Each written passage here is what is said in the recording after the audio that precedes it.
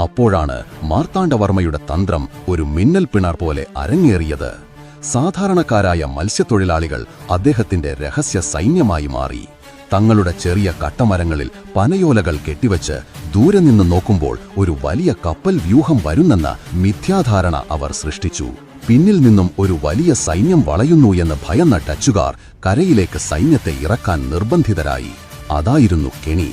ചെളി നിറഞ്ഞ തീരത്ത് അവരുടെ ഭാരമേറിയ ബൂട്ടുകൾ പുതഞ്ഞുപോയി. പീരങ്കികൾ മണലിൽ ഉറച്ചു. ആ നിമിഷം തീരത്തെ കാടുകളിലും പാറകൾക്കും പിന്നിലും മറഞ്ഞിരുന്ന തിരുവിതാംകൂർ സൈന്യം ഉറുമിയും വാളുമായി അവരുടെ മേൽ ഒരു കൊടുങ്കാറ്റുപോലെ ആഞ്ഞടിച്ചു.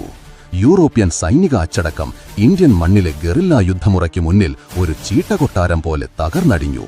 ഡെലനോയുടെ കൺമുന്നിൽ തന്റെ അഭിമാനസ്തംഭമായ സൈന്യം ചിതറിത്തെറിക്കുന്നത് നിസ്സഹായനായി അയാൾക്ക് നോക്കി നിൽക്കേണ്ടി വന്നു. തോൽവി പൂർണ്ണമായിരുന്നു. ഡെലനോയുൾപ്പെടെ 24 ഡച്ച് സൈനികർ തടവുകാരായി